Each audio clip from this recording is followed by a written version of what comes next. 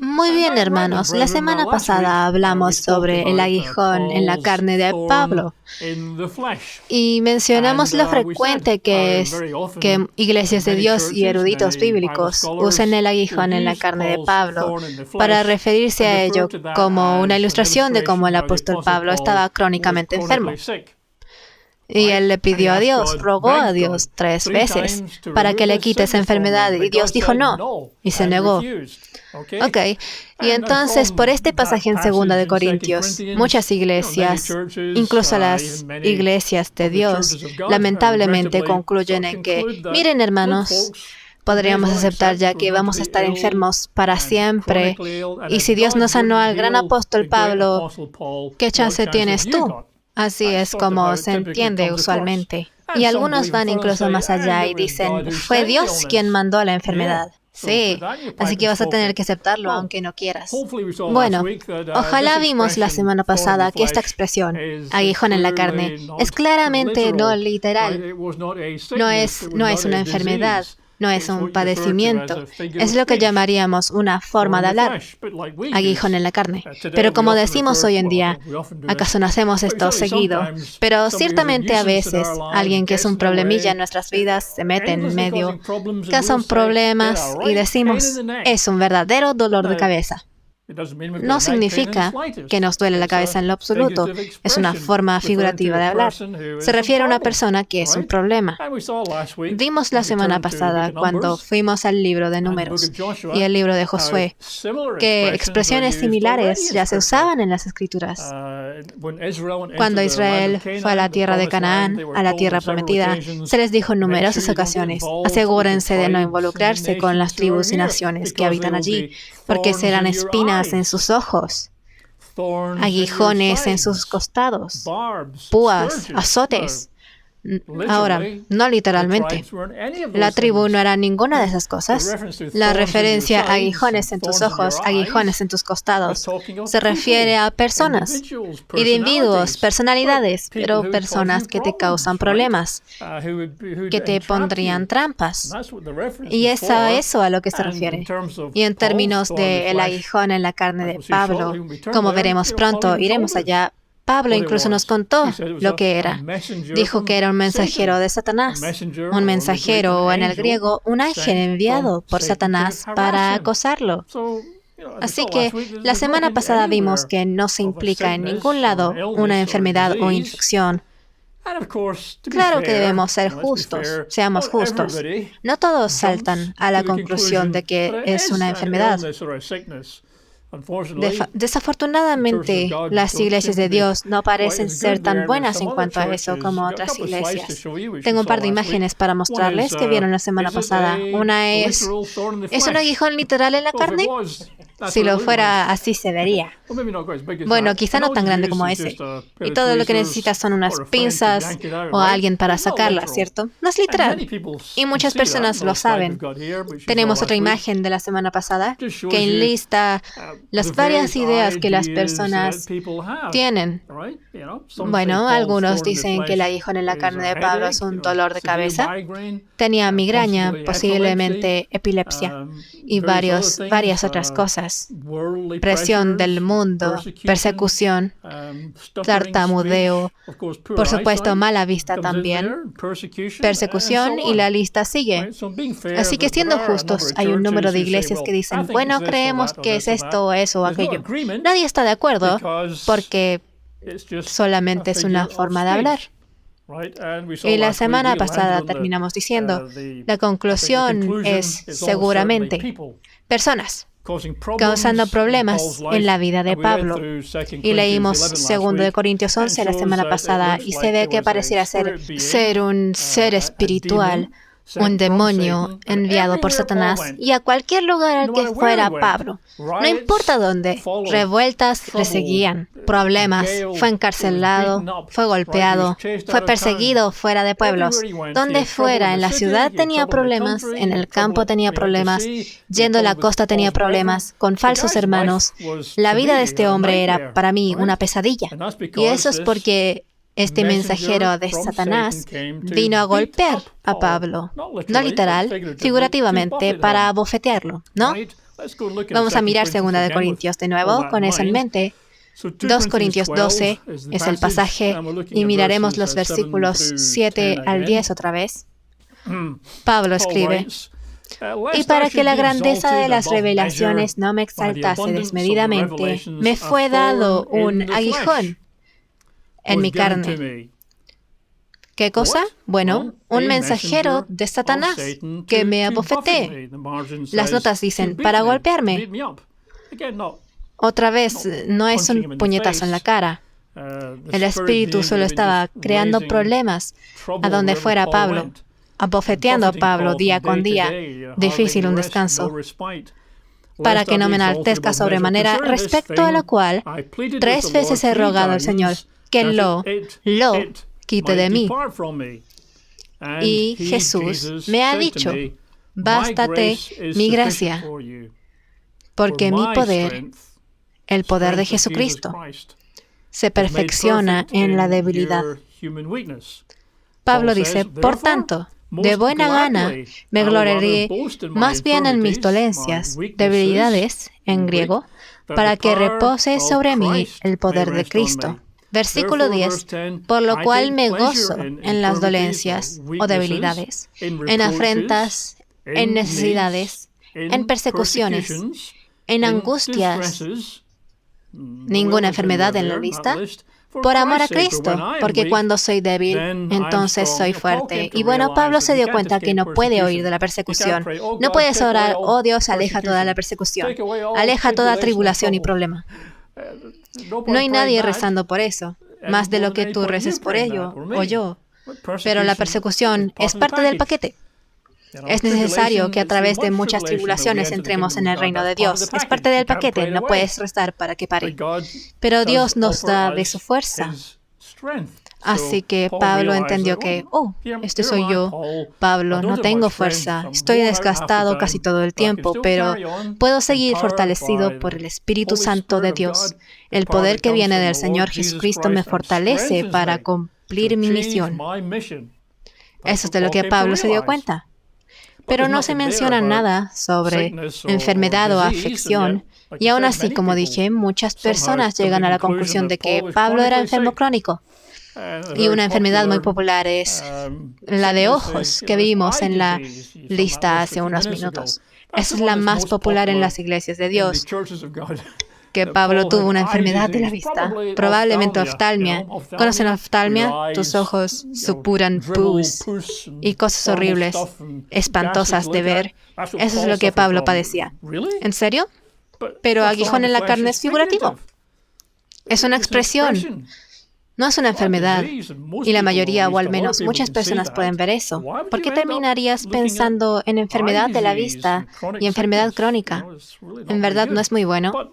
Vamos a ver Gálatas, capítulo 4, porque algunos creen que la enfermedad de la vista aparece en otro lado.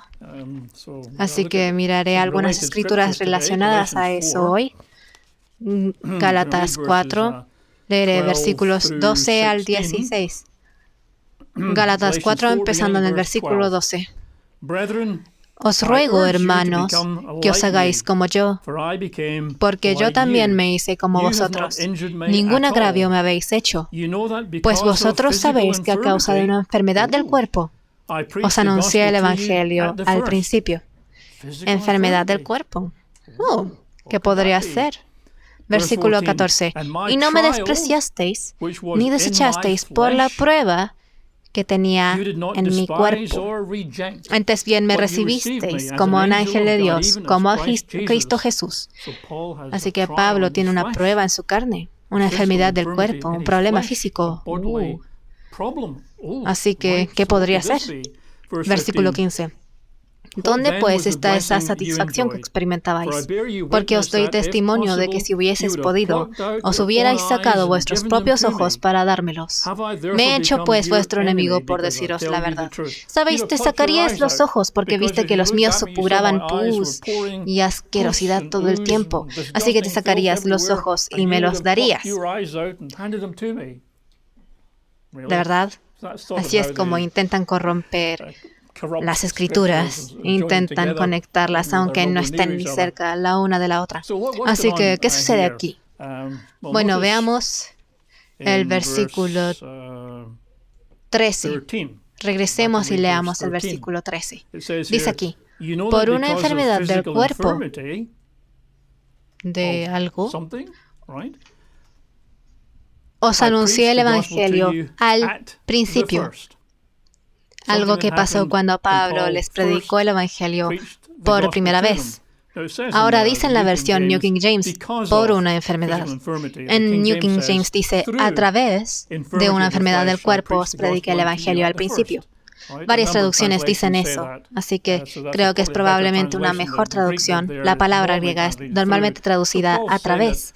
Así que Pablo está diciendo, cuando os anuncié el Evangelio al principio, Gálatas, anuncié a través de una enfermedad del cuerpo en mi carne. Versículo 14. Y mi prueba que tenía en mi carne, no la despreciasteis ni desechasteis. Así que claramente Pablo tenía una prueba física en su cuerpo, pero era visible cuando Pablo trajo el Evangelio al principio a la gente de Gálata. Ahora pregúntate, ¿tuvo Pablo una enfermedad física cuando llegó al principio a Gálata para anunciar el Evangelio? La respuesta es, las Escrituras nos dirán. Vamos a mirar en Hechos capítulo 14. Volvamos a Hechos, capítulo 14, donde nos dan detalles históricos de lo que Pedro hizo y lo que Pablo hizo, y así, y así. Así que Hechos 14, leamos versículos 1 al 7. Este es el primer viaje misionero de Pablo. Tuvo 3 viajes juntos, dejando Palestina, yendo hacia Asia Menor, visitando varias áreas. Regresó y años después lo hizo una segunda vez. Años después una tercera vez. Esta es su primera vez viajando. Su primer viaje misionero. Capítulo 14, versículo 1. Aconteció en Iconio, donde sea eso, que entraron juntos en la sinagoga de los judíos y hablaron de tal manera que creyó una gran multitud de judíos y asimismo de griegos. Mas los judíos que no creían excitaron y corrompieron los ánimos de los gentiles contra los hermanos, Pablo y sus colegas.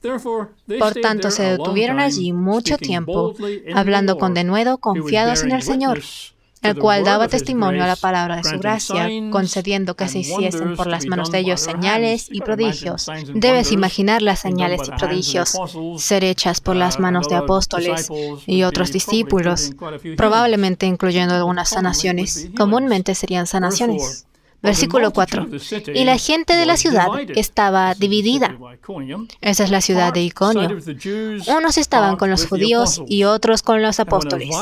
Pero cuando los judíos y los gentiles, juntamente con sus gobernantes, se lanzaron a afrentarlos y a apedrearlos, teniendo un ser espiritual enviado por Satanás para abofetearte. Estas son las clases de cosas que pasan. Habiéndolo sabido, huyeron a Listra y Derbe, ciudades de Licaonia, y a toda la región circunvecina. Y allí predicaban el Evangelio. ¿Dónde predicaron? Bueno, en Iconio, pero luego hubo amenazas contra su bienestar y salieron corriendo dice aquí, a Listra y Derbe, ciudades de Licaonia. Ahora, ¿dónde están esas ciudades? Lo veremos en un momento. Saltemos a los versículos 19 al 20.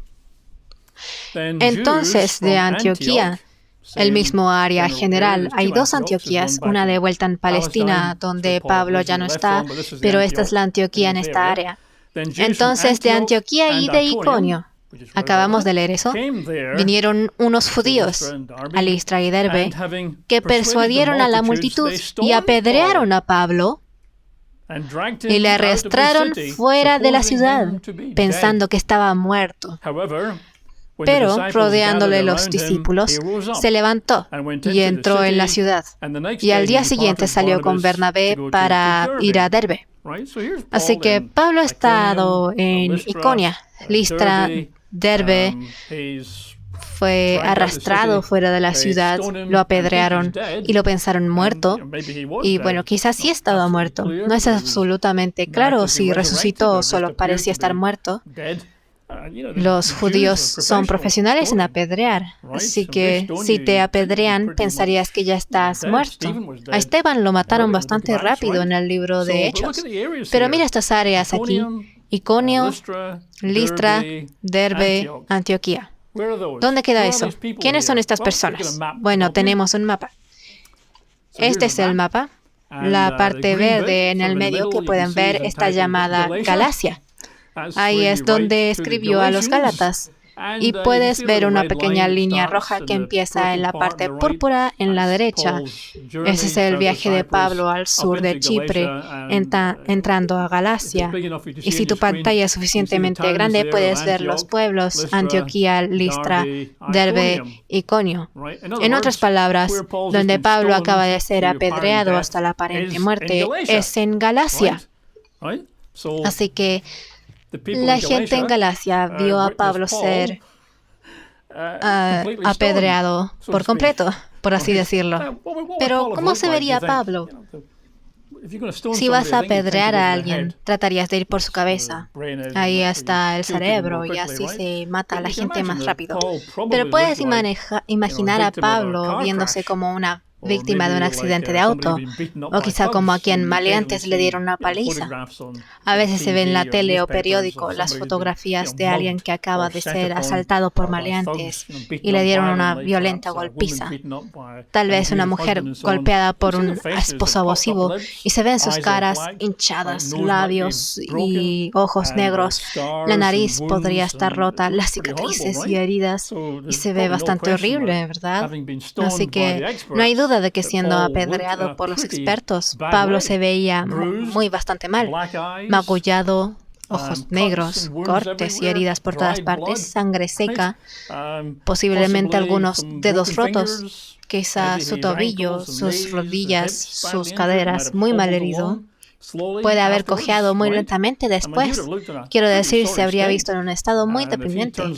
Y si así va a anunciarte el Evangelio a ti, luciendo así, creo que sentirías cierta compasión por el hombre. O sea, wow, este hombre luce como si debería estar en un hospital y aún así está aquí predicándonos las buenas nuevas de Jesucristo. Wow. Así que esa fue la primera visita a Galacia de Pablo. Volvamos a Gálatas capítulo 4, justo donde estábamos. Gálatas capítulo 4. Y leamos los versículos 13 al 15.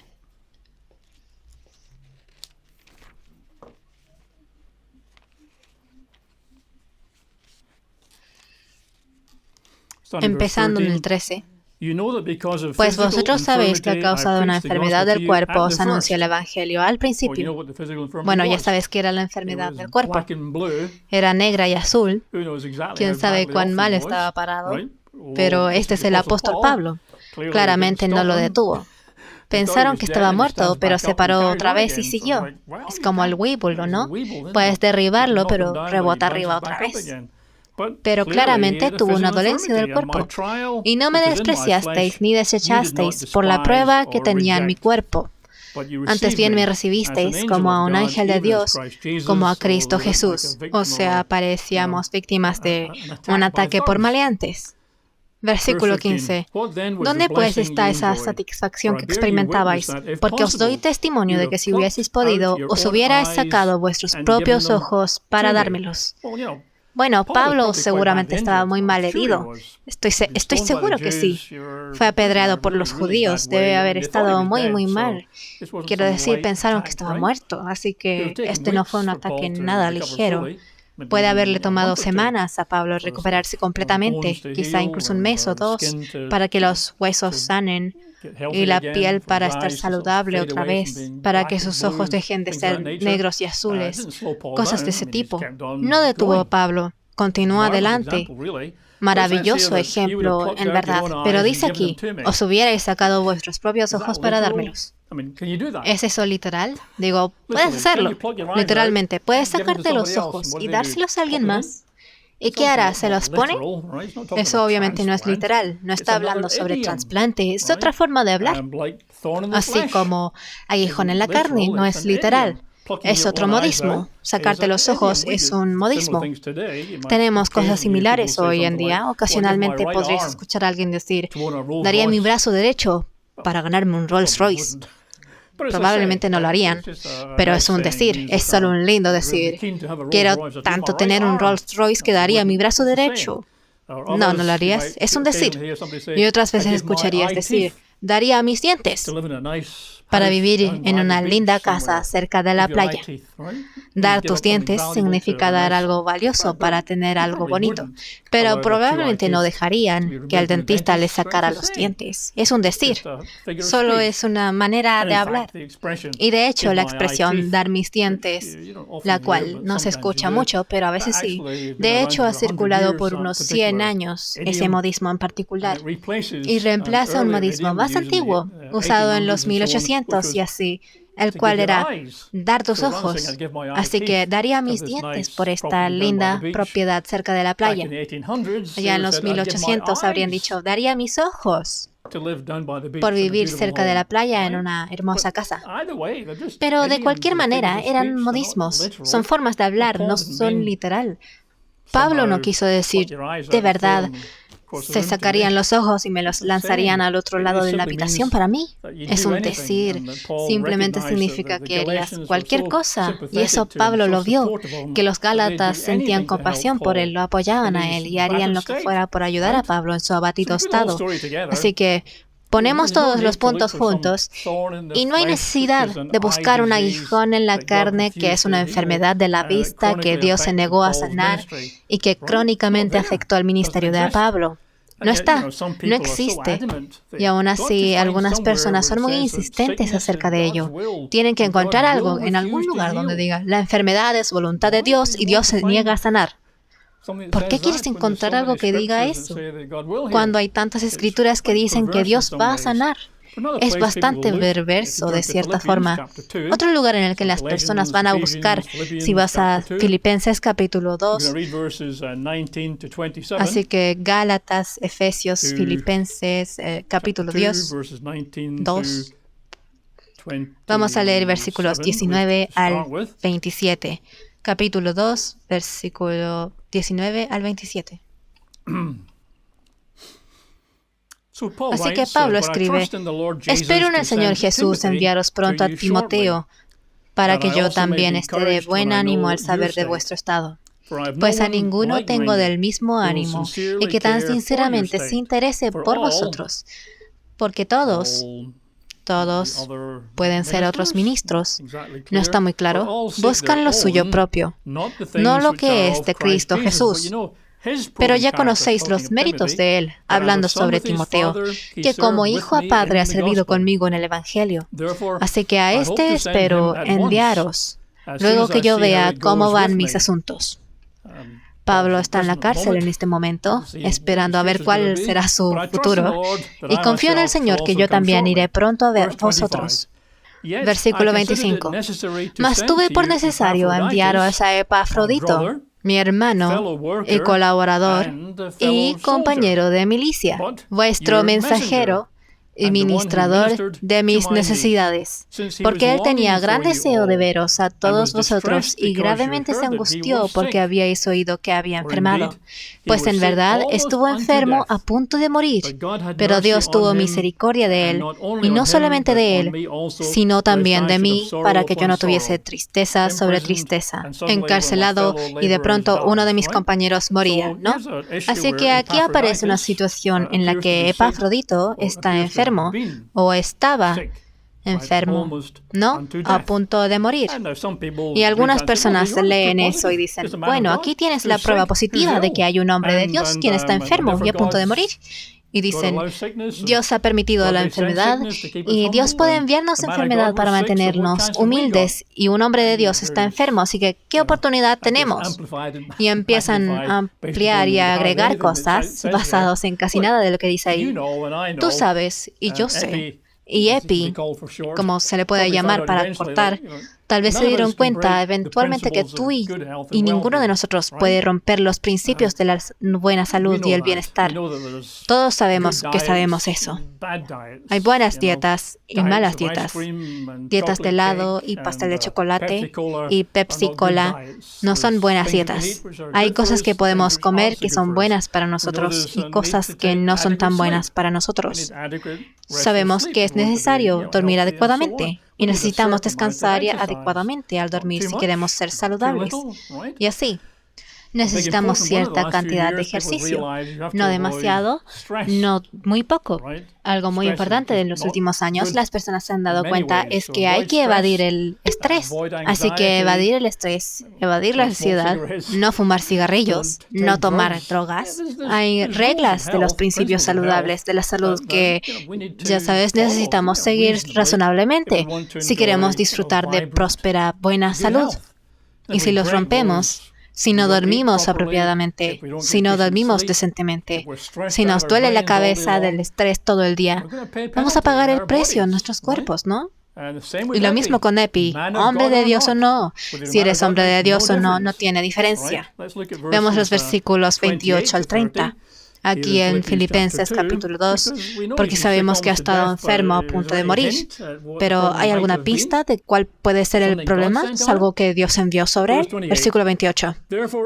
Así que le envió con mayor solicitud a los filipenses. Él en realidad es de Filipos, así que iba a volver con su pueblo, con su congregación y así. Para que al verlo de nuevo os gocéis y yo esté con menos tristeza. Recibidle pues en el Señor con todo gozo y tened a los que son como Epi en estima. ¿Por qué? Porque por la obra de Cristo estuvo próximo a la muerte, exponiendo su vida para suplir lo que faltaba en vuestro servicio por mí.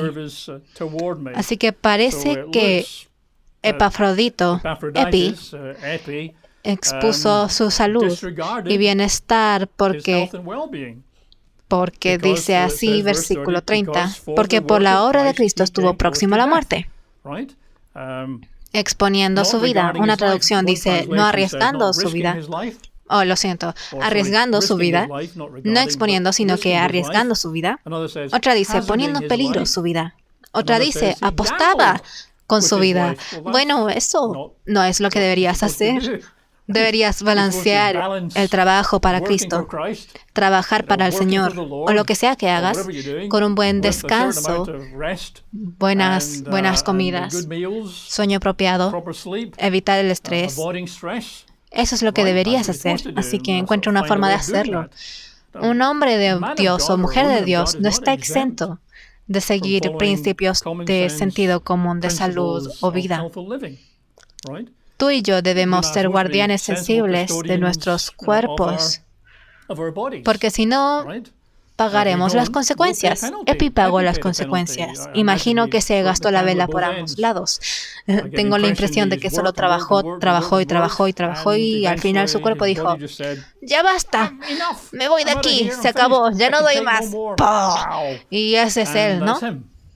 Ahora, claramente fue sanado, mejoró, recuperó su salud, porque Pablo dice, se los mando para que los visite ahora. Y es un buen viaje desde donde Pablo está hasta Filipos, así que claramente Epi está saludable y bien ahora.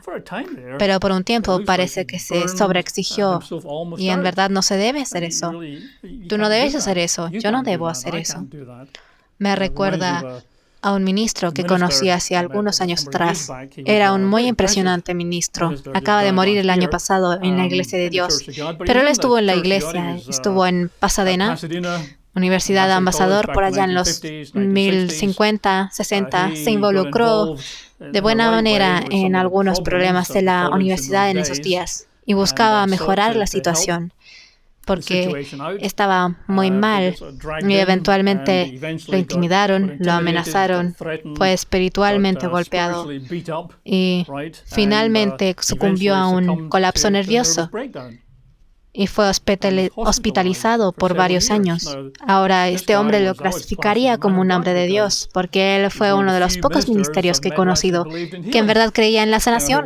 Una de sus historias es cuando él estaba en la universidad en los 50, una mujer joven llegó apresuradamente con un bebé muerto y le pidió a él, ni siquiera era una miembro de la iglesia, muy joven, tal vez adolescente, llegó corriendo con un bebé muerto, pálido, y dijo, haz algo. ¿Qué? Así que creo que el diácono y la diaconesa y este hombre, Bill, fueron a una habitación privada y oraron sobre el niño muerto y volvió a la vida. Cuando escuché esa historia pensé, ¡wow! ¡Increíble! Y en otro incidente que él tuvo, cuando fue llamado por una miembro de la iglesia esta vez, ella estaba embarazada, dando a luz, pero el bebé estaba atascado. Una pierna estaba afuera, una pierna estaba torcida hacia adentro, aún atascado en el útero, y había estado así por 3 horas. La madre y el bebé estaban no muy conectados a esta vida, así que llamaron a Bill para que fuera, y fue allá, y cuando llegó había un doctor en la habitación y una enfermera, y no sabían ni qué hacer. No tenían ni idea, no pueden sacarlo, no se mueve ni para afuera ni para adentro. ¿Qué puedes hacer entonces? Pues Bill se postró sobre su rostro en el suelo, cerró los ojos y rezó a Dios para que intervenga y que resuelva el problema y que ayude. Y bueno, mientras abre sus ojos, mira al doctor y a la enfermera, que también se han postrado claramente sobrecogido por alguna clase de presencia espiritual. Y bueno, entonces Bill unge a la mujer, va a su auto y le dice al esposo, todo está bien, ve y déjame saber cuando llegue el bebé. ¿Ok? 15 minutos después toca en la ventana del auto de Bill y dice, es una niña. Todos están sanos y salvos. Fantástico. Así que este hombre me contó algunas historias dramáticas, reales de sanación, y aún así, años después estuvo allí, en un hospital, completamente en un colapso nervioso, y estuvo ahí por varios años. Ahora, ¿estuvo bien eso? ¿Eso estuvo bien? Puedo entender, puedo empatizar, pero lo que pasó ahí fue obviamente que el estrés se acumuló, la presión se acumuló. Quizá no tuvo a nadie en quien apoyarse y sucumbió. Un poco como Epi. No significa que sea la voluntad de Dios que tengas un colapso nervioso. No es voluntad de Dios que se haya acercado a la muerte. Pero si rompes las reglas, ya sea que tú las rompas o yo las rompa o que Bill las rompa, pueden haber consecuencias. Y bueno, tenemos que ocasionalmente retroceder y pensar, no puedo más. Necesito un descanso. Necesito tomarme tal vez un día, tal vez una semana, tal vez un mes, y luego mi energía se recuperará y seguiré otra vez. Así que de todas formas, Epi terminó bien, se dirige ahora a visitar a sus amigos y congregación de vuelta en Filipo. Vayamos a otro sitio, Segunda de Timoteo, capítulo 4. Así que no hay mucho que aprender de la experiencia de Epi, más que no te agotes, incluso por una buena razón. Trabajar para Cristo, trabajar para Jesús es una buena razón, pero no creo que Jesús quiera que te mueras en la silla de montar. Habrá un momento de morir, pero no mueras 10 o 15 años antes, porque voy a hacerlo todo esta noche. Más sentido común. Lo sabemos ya, supongo. 2 Timoteo 4, versículos 9 al 12. Pablo escribe al joven muchacho Timoteo y dice, procura venir pronto a verme, porque Demas me ha desamparado. Otras traducciones dicen, abandonado, amando este mundo, y se ha ido a Tesalónica. Crescente fue a Galacia y Tito a Dalmacia. Solo Lucas está conmigo. Toma a Marcos, sería Juan Marcos, creo el autor del Evangelio de Marcos, y tráelo contigo, porque me es útil para el ministerio. A Tíquico lo envié a Éfeso. Así que Pablo le está diciendo a Timoteo sobre varias y diversas personas que han estado cerca de sus colegas, sus compañeros. Uno se fue allá, uno a otro lado, Lucas sigue conmigo. Así que solo es un reporte sobre los paraderos de varios de los amigos y colegas de Pablo. Saltemos al versículo 19 al 21. Saluda a Prisca y a Aquila y a la casa de Onesífero. Erasto se quedó en Corinto, y a Trófimo dejé en Mileto enfermo. Procura venir antes del invierno. Eubulo te saluda, y Pudente, Lino y Claudia y todos los hermanos. Así que, ¿qué hay aquí? Hay cerca de una docena de personas diferentes siendo nombradas. Algunas van en esta dirección a algún lado, pero en medio de ellos, en el versículo 20, en la última parte, a Trófimo dejé en Mileto enfermo. Y en el griego es astenia, que significa débil, misma palabra que hemos visto en todas partes. A Trófimo dejé en Mileto enfermo. ¿Qué nos dice eso? Nada. No dice nada. Solo dice, tuve que dejar a Trófimo atrás porque está enfermo. ¿De qué está enfermo? No lo sé. Tú no sabes. No tiene punto de decir que sí. Estaba cansado, se había agotado como Epi. ¿Se ha estado exigiendo un poco mucho? Tal vez, probablemente, pero tal vez no. Tal vez tenía una infección. Lo mordió un perro salvaje. O tenía fiebre y ahora está acostado recuperándose. No lo sé. Es cosa de Trophy hacer lo que es mejor. Trophy es corto para Trófimo. Es cosa de Trophy hacer lo que sea mejor, lo que es descansar. Eso necesita, señor Trófimo. O recibir su sanación, ¿no? Como todos, por la fe. Algunas personas tienen la idea de que un hombre de Dios nunca puede enfermarse. Esa idea no viene de la Biblia porque acabas de ver un par, ¿verdad? ¿Cómo te sanas? Oh, soy un hombre de Dios, por lo tanto voy a ser sanado. No, soy una buena persona en la iglesia. He sido un miembro por 40 años, por lo tanto voy a ser sanado. No. He hecho muchas obras buenas. Pongo las flores para el servicio de sábado. No. Solo hay una forma de ser sanado, y es por la fe. Así que, si Epafrodito quiere ser sanado, será solo por fe. No sirve decir, bueno, Jesús, me agoté por completo. Ya no queda nada de mí por la importancia de la obra de Dios. Y Jesús diría, sí, bueno, ¿quieres sanar? Fe. Hacia Trophy, ¿quieres ser sanado, Trophy? Fe. Así que es razonable, creo yo, asumir que Trófimo pudo haber sido ungido por Pablo si estaba cerca en ese momento, o algún otro anciano si Pablo no estaba cerca. Y es probable, pensaríamos, que Trófimo está esperando su sanación o descansando si eso es suficiente. ¿Pero qué se saca de aquí? De pronto, la gente de Dios sufre de enfermedades y Dios se rehúsa a sanarlos. De hecho, Dios probablemente las envió. No hay nada de eso aquí. De hecho, esta es solo una referencia pasajera. Solo es mitad de un versículo. Es la mitad de un versículo. No es un versículo de enseñanza. No nos está instruyendo para hacer nada. Solo está mencionando pasajeramente que hay una docena de personas y una de ellas está en Mileto ahora. No todas las sanaciones son instantáneas y está siendo ungido. A veces toma un rato. Así que, ¿qué podemos aprender aquí? Casi nada. Porque, de nuevo, no es una enseñanza, no son instrucciones. Ni siquiera Trophy. Él fue mencionado al lado en la lista con todos los demás. Es un cuento histórico. Esta persona iba para allá, saluda a estas personas por allá, Trophy está por acá, y eso es todo lo que dice. Pero no hay razón para pensar que Trófimo no sería sanado, que no volvería a la silla de montar bastante pronto. ¿Por qué pensarías eso? Ok, vamos a Primera de Timoteo. Estamos ahora en Segunda de Timoteo, así que un libro antes, una carta antes. Primera de Timoteo, capítulo 5. Y versículo 23.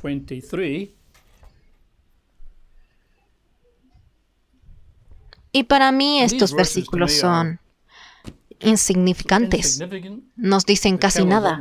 Y aún así es asombroso cuántos eruditos bíblicos y ministerios o iglesias ahondan en ellos para tratar de tomar un pequeño, diminuto, irrelevante versículo y lo vuelven una doctrina completa de que Dios no va a sanarte. No tiene punto esperar a que Dios te sane. ¿No lo hará? No sanó a Pablo de su aguijón en la carne. ¿Qué te hace pensar que tú te sanarás, pecador? No diezmas lo suficiente, no das suficientes ofrendas, no eres bueno, no ayunas suficiente, no hay chance de que tú te sanes. Si Dios no sanó al apóstol Pablo de su aguijón en la carne, ¿qué te hace pensar que Él te sanaría a ti? Así es como usualmente se siente. Ah, sí, supongo que esta enfermedad es mi aguijón en la carne que debo soportar. Porque en el pasado escuché a alguien decir, un hombre decir, mi esposa es mi aguijón en la carne. Eso es muy cierto, ¿verdad? Porque si eres el aguijón en la carne de alguien que conoces, te molesta, se mete en medio, algo como la amiga de Samson, Jezabel, podría ser un aguijón en la carne, pero Dalila, lo siento, Jezabel era alguien más, pero también lo era. Jezabel era un aguijón en la carne para Acab, ¿verdad? Así que debes estar alerta por esta enfermedad que Dios ha puesto sobre las personas. Si encuentras una escritura que diga eso, bien. Déjanos saber. Déjame saber. ¿En dónde estaba? Primera de Timoteo, capítulo 5 y versículo 23. Repentinamente, el contexto es hablar sobre cómo gobernar en la iglesia, Timoteo, cómo lidiar con los ancianos, y de pronto, versículo 23, ya no bebas agua. ¿Qué? Esta es una carta a Timoteo sobre asuntos bíblicos. Ya no bebas agua, sino usa de un poco de vino por causa de tu estómago y de tus frecuentes dolencias. Y luego continúa hablando sobre asuntos espirituales. ¿Qué pasó? ¿Qué está pasando? La respuesta es, nadie está muy seguro de qué sucedió aquí. No es claro para nada porque en medio de una carta sobre asuntos bíblicos solo dices, asegúrate de beber vino en lugar de agua, Timoteo. ¿Qué pasa aquí? Y seguramente sabemos que es peligroso citar un pasaje confuso, ¿no? Porque nadie está muy seguro de qué pensar sobre esto. Y entonces crean una doctrina que dice, Dios no te sanará. ¿No? Prepárate para estar enfermo el resto de tu vida, porque la Biblia dice, ya no bebas agua. ¿Qué?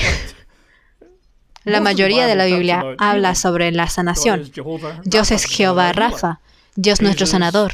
Jesús predicó, enseñó, sanó a cientos de miles una y otra vez. Así que las Escrituras muestran claramente el deseo de Dios de sanar, que estemos bien. Y luego alguien salta en ya no bebas agua y de pronto eso es prueba positiva de que estás diseñado para estar enfermo y padecer por el resto de tu vida. ¿Cómo llegas a eso? Aquí no hay nada, no hay una enseñanza aquí. Esta solo es una referencia específica de un nombre específico en un momento específico. ¿Qué pasó aquí? Bueno, no es claro, así que supongo que estaré especulando un poco sobre lo que puede significar. Otras traducciones dicen, ya no bebas agua, o sea, jamás. U otras traducciones dicen, no bebas solo agua, sino usa un poco de vino para el bienestar de tu estómago y tus frecuentes dolencias. Así que parece que Timoteo tuvo alguna clase de problema en su estómago y lo enfermó. Así que no tomes el agua, asegúrate de tomar vino en su lugar. Apoya la moción. O tal vez toma tu agua, pero échale un poco de vino, lo cual puede ayudar a matar cualquier patógeno asqueroso. Porque en muchas partes del mundo, y casi seguramente en el día de Timoteo, estaba en Éfeso, el agua puede dar problemas. Hoy en día, el agua de la llave puede dar problemas, porque no es seguro tomar mucha agua. Tengo un par de imágenes para mostrarles. Creo que la primera es de Daily Mail, periódico británico. Están en línea. Dice, desde Turquía, y Éfeso, por cierto, está en lo que llamamos Turquía hoy, desde Turquía a Chipre, a Fiji, a las Malvinas, los 187 países en que no puedes tomar agua de la llave porque no es seguro. 187 países en que no puedes tomar agua de la llave sin arriesgarte a dormir en el baño. Y la próxima imagen muestra un mapa del mundo. Ojalá reconozcas el mundo. Está en la izquierda. La parte roja, que es casi todo el mundo, es donde es mejor no tomar agua de la llave. Casi toda Asia, África, Latinoamérica, no tomes agua de la llave. Si estás en Norteamérica, si estás en Europa Oriental, si estás en Australia, parece que está bien. Porque sencillamente el agua de la llave a veces te causa problemas. Cuando hemos ido a Turquía, nunca tomé agua de la llave ahí. Solo tenía agua embotellada. Cuando fuimos a Israel, Fuimos a Jerusalén hace algunos años atrás. Nada de agua de la llave. Tiene que ser embotellada. Los lugareños se las pueden arreglar porque tal vez desarrollaron inmunidad a los patógenos en el agua. Como turista, tienes eternos problemas de estómago y te preguntas, es algo que yo me pregunto, no digo que este sea el caso, algo que el apóstol Pablo aconseja a Timoteo es, mira, por el lugar donde estás, si tienes estos problemas de estómago, podría ser el agua, así que podrías evadir el agua o combinarla con algo de vino para limpiar sus impurezas y continuar. Ahora, lo mejor que puedes hacer cuando algo en tu dieta no concuerda contigo es evitarlo, como Timoteo evitaba el agua. Pero no todas las personas son idénticas. Quiero decir, físicamente, ¿o sí? Dicen que el manjar de uno es el veneno de otro. Por ejemplo, algunas personas no pueden tomar café. Les duele muy mal la cabeza. Afortunadamente, yo puedo tomar café, felizmente. Algunas personas no pueden comer gluten, como harina con gluten, porque tienen reacciones muy malas. Así que evaden productos con gluten. Algunos no pueden comer huevos, porque les causan todo tipo de problemas. Algunos no pueden comer fresas. Ese sería yo en esa categoría. Puedo aguantar un par de fresas al año. Puedo aguantar un yogurt con sabor a fresa. Pero si como 10 o 12 fresas, un día después me da un enorme sarpullido en toda la frente. Podrías pensar, voy a ir a que me unjan para poder comer fresas. O, ¿sabes qué? Solo evade las fresas. Solo evade el café si ese es tu problema. Evade lo que sea. Mucho más fácil simplemente evadir las cosas, como le dicen a Timoteo aquí. Básicamente, evita el agua, porque al menos parece conectar en la mente de Pablo con sus frecuentes enfermedades. Y todo el mundo es diferente. Tienes que encontrar las cosas que no toleras bien y evadirlas. Me recuerda a este tipo de historia graciosa en la que pensé. Cuando las personas llegan a los 100 años, como el príncipe Felipe casi llegó, muy seguido cuando llegan a los 100 o 105, los periódicos locales y periodistas usualmente irán a entrevistarlos. ¿Qué cosas enormes sucedieron en tu vida? Y bla, bla, bla. Muy seguido la pregunta que hacen es, ¿qué recomiendas? ¿Qué hay detrás de tu longevidad que has vivido tanto? Una vez llegaron con este hombre, historia verdadera, apareció en el periódico. Y este hombre, anciano, recién en los 100, le preguntan, Señor, ¿a qué le atribuye su larga, saludable vida? Él dice, 2 cosas. Primero, confianza en el buen Señor. Y segundo, solo fuma tabaco marca Prince Albert. ¿Qué? Así que este hombre que está en sus 100, su recomendación es, asegúrate de fumar solo tabaco Prince Albert.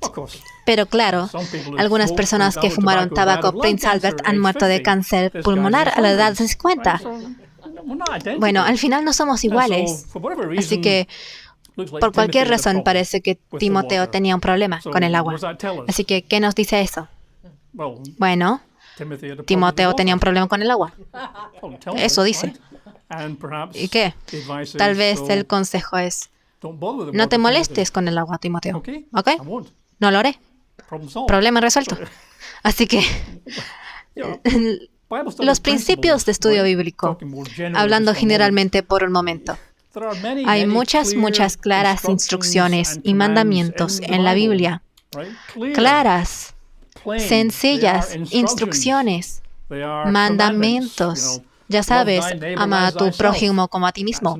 Esa es una instrucción. Bienaventurados los pacificadores. Ok, ¿quieres ser bienaventurado? Seré un pacificador. No paguen a nadie mal por mal.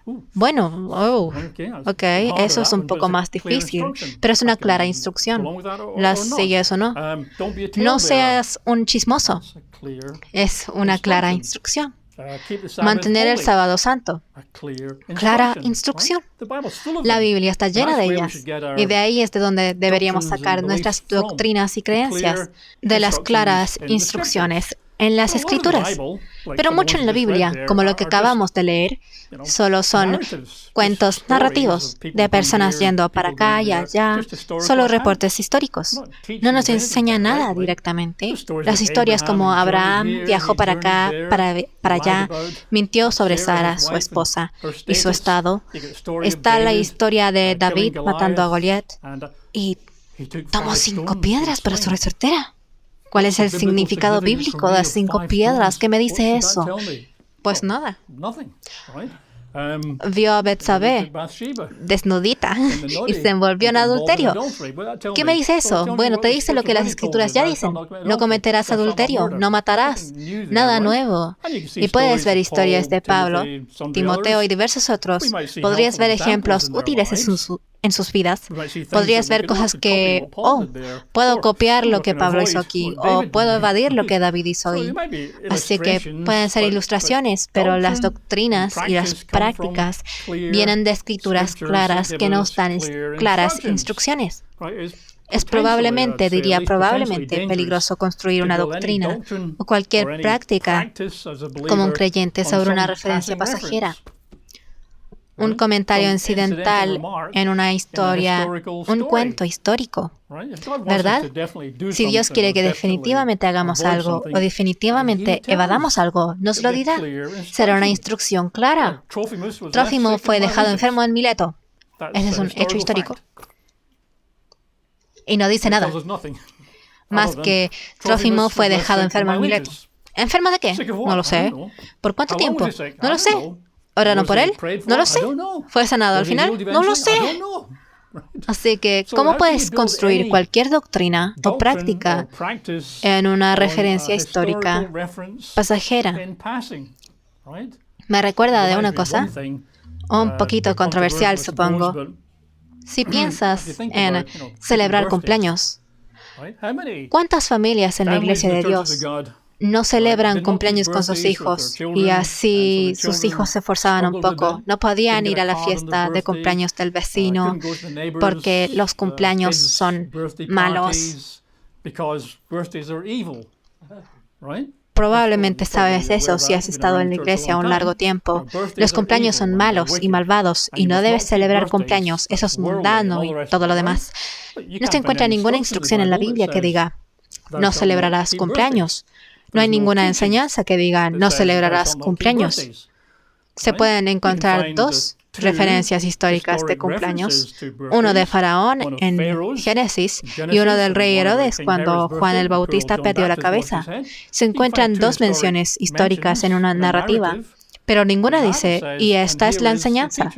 No hay enseñanza sobre los cumpleaños en las Escrituras. No se enseña en ninguna parte. No puedes saltar y decir, bueno, el rey Herodes hizo algo malo en su cumpleaños. Le cortó la cabeza a Juan el Bautista. Ok, ¿significa que los cumpleaños están mal? ¿Qué hizo el rey Herodes en martes, miércoles, domingo? Buenas y malas cosas. Faraón hizo algo malo. ¿Y qué? El hecho que hay gente que hace cosas malas en sus cumpleaños no significa que tú debas hacer cosas malas en tu cumpleaños. Ni siquiera es lógico. Y aún así, ¿cuántas familias en la iglesia vieron a sus hijos tristes, decepcionados, perdiéndose de la diversión con sus amigos y compañeros de la escuela, basado en algo que no se enseña en las Escrituras? El señor Armstrong solía dar a su madre, el señor Herbert Armstrong le daba un gran ramo de rosas a su madre en su cumpleaños. Cuando Garner Ted Armstrong cumplió 21, su padre y toda su familia, madre, padre y su hermano en ese tiempo, creo, Richard, lo llevaron a un lugar la mar de elegante, o sea, caro, hotel en San Francisco, y comieron una enorme comida en un restaurante caro. Y creo que el señor Armstrong le dio a su hijo 21 recién imprimidos $, lo que no suena como mucho en 2021, pero en 1950 o 51, cuando fuera, $21 en crujiente, nuevo, sin tocar papel. Era wow.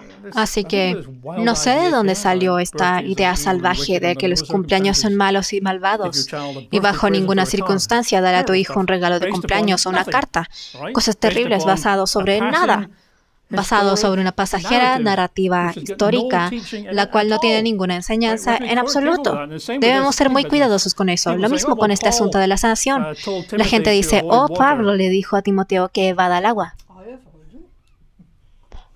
Y, bueno, personalmente, teniendo la opción del agua y el vino, creo que yo no siempre elegiría el agua. Así que no construyas prácticas personales sobre escrituras irrelevantes que no tocan el tema. Solo dicen cosas que pasaron. ¿Quieres hablar de sanación? Bueno, aquí hay una escritura a continuación, que es una instrucción, un mandamiento para los creyentes. Así que no es una referencia incidental pasajera. Vayan a Santiago capítulo 5. Esta es nuestra última escritura por el día. Santiago capítulo 5. ¿Ya sabrán a dónde voy esta vez? Tal vez. Luego de Hebreos, ahí está Santiago capítulo 5. Versículos 14 y 15.